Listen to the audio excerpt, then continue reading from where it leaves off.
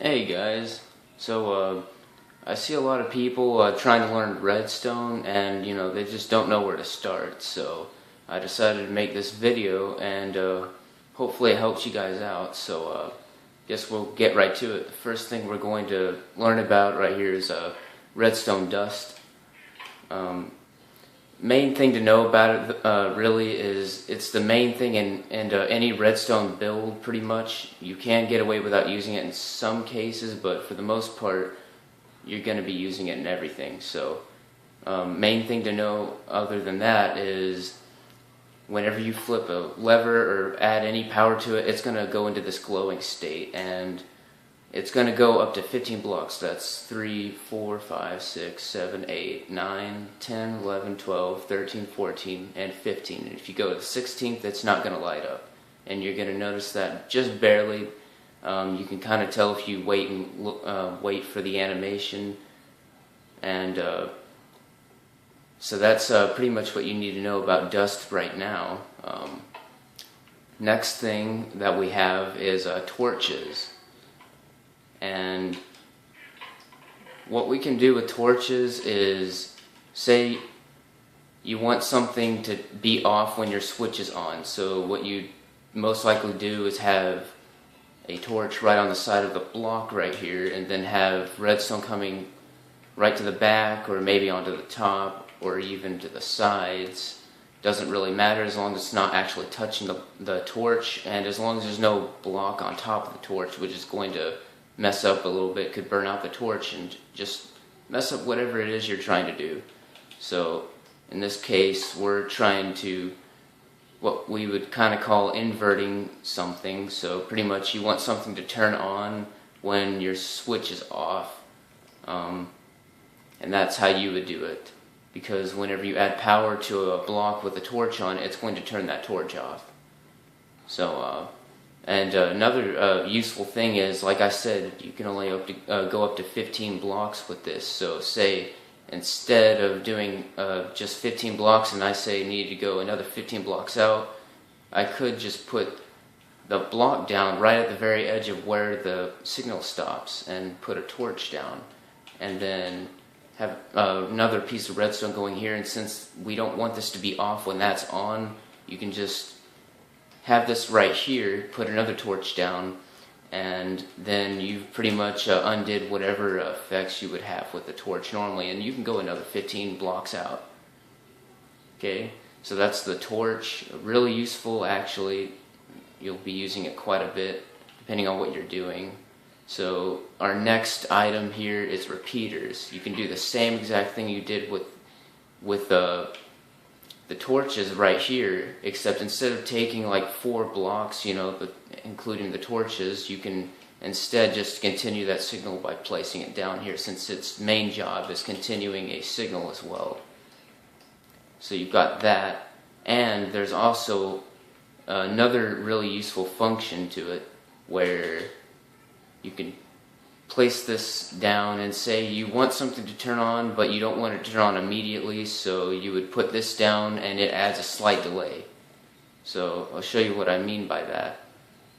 I'm gonna wrap this around so we can see what it's doing. You can see a slight delay if you look for it. You can make that delay a little bit longer so it's more noticeable by just left clicking or using left trigger, depending on what platform you're on, and pretty much you can see here considerable delay. So it's really useful if you don't want something to turn on immediately, or you're trying to make a good timed system for something. So that's another really good use for it. So that's our repeater, really useful for making all kinds of things in redstone. Then we have a comparator. Very useful, but also very, very tricky to use. I mean, it's really tricky to use, depending on what you're trying to do. Most people, I find, actually use this for hopper systems, so they can make sorting systems. What I use it mostly for is I'll use it as something called a clock, which is where when you turn it on. I guess I didn't set it up right. Oh, there we go. And you can't see it now, but if I were to put something like a piston on the end of this, it would be going super fast because it does a clock function where it turns on and off rapidly. So we'll put a piston on here, see if it does what I'm hoping it'll do. Huh. Still not wanting to do it? Huh. That's not fun. Maybe if we put a repeater on the end here, that might help. No.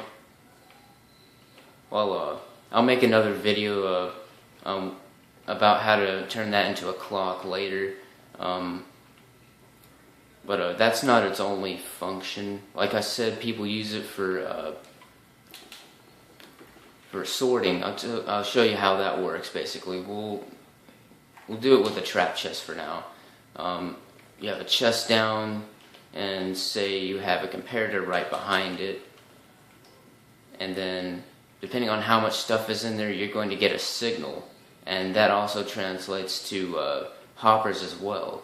So I'll show you what I'm talking about here. We'll go into creator mode here, and we'll place a whole stack in here. So see, a whole stack, we've got one signal here, and if you were to put enough stuff in here, eventually that signal would just grow along here. And really helpful depending on what you want to do. Say you want a light to turn on after you've completely filled this chest, you can do that with the comparator.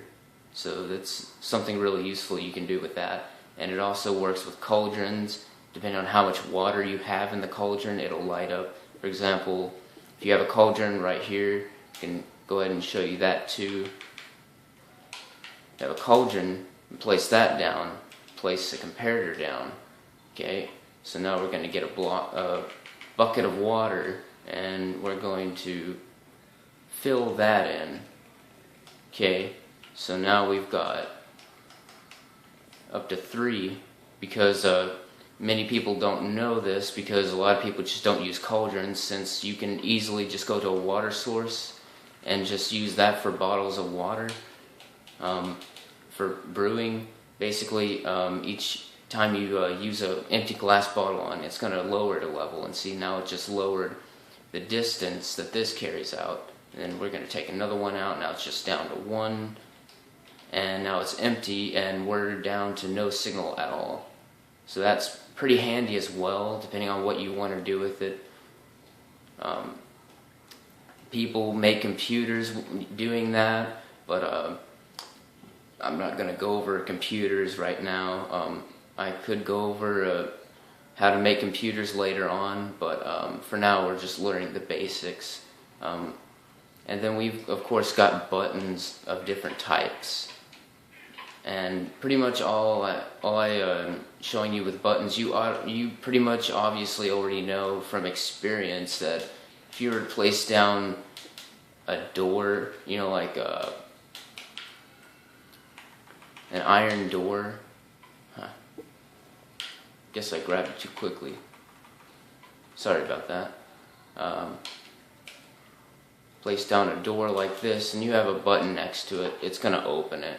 You know, no matter what button you have, it's gonna open it. Even if it's a switch, you obviously know that. Even if you've joined someone's world or just played the tutorial, you've noticed this.